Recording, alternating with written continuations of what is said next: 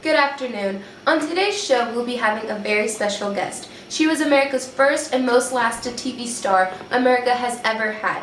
Please welcome the living legend herself, Miss Lucille Ball. Hi, it's so nice to finally meet you. Nice to meet you too. I'm so excited to be on the show. So glad you're here. Thank you. Okay, so tell us, was I Love Lucy your favorite part of your career? I Love Lucy was the perfect home for me. It was a place where I could return to the physical comedy I was master of, while working alongside with the man that I loved. For many Americans, tuning in every week was a way of seeing what an old friend was up to.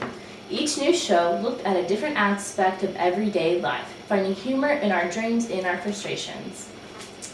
Now tell me, what was it like getting into character? Well, I can tell you it wasn't very easy. My laughters, my cries, my physical movements were often exaggerated by my personality was way over the top.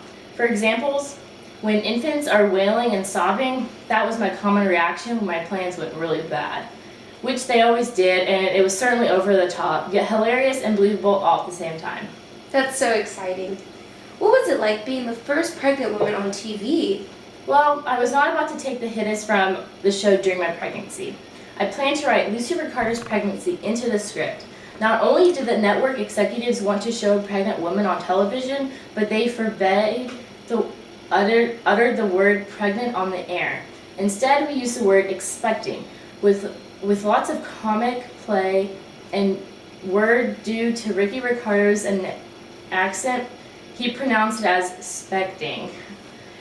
Regardless of the outcome of the pregnancy, it was decided that this would be a baby boy for the show. The episode with the birth of the baby became one of the most viewed episodes of all time. It was awesome. Wow, that's so great. About Desi, your husband, how was it working with him on I Love Lucy? Well, it was so lovely. He was such a gentleman and a goofball all at the same time. It was so great. The show really showed our true relationship, and I loved working with the man that I loved. That's so wonderful. Now, I heard you won an Emmy. That's so awesome. How did you feel winning your Emmy award? Were you shocked? Well, I could tell you winning all those Emmy awards was an honor. I still can't believe it was only just a true honor. I was so excited. That's great. Now, let's get a little bit more personal. In the news recently, it was reported that you were a communist. So tell us, Lucy, were you really a communist? Oh, people take things so seriously. I didn't know anything about politics. I worked so hard to make people laugh, nothing political. It was just an amusing joke for my grandfather. You see, alongside with my mother, we both signed up as a Communist Party to please my socialist grandfather. But to answer your question, no, I'm not a communist. That's good. I see, and what did it feel like being investigated and trialed by the House Committee on Un-American Activities? Well, oh my. Well, it might be a young man named William Weller and told him what I just told you, and the commotion started slowing down, and people really believed me when the show told Desi the audience. The only red thing about Lucy's hair was not even real. It was great.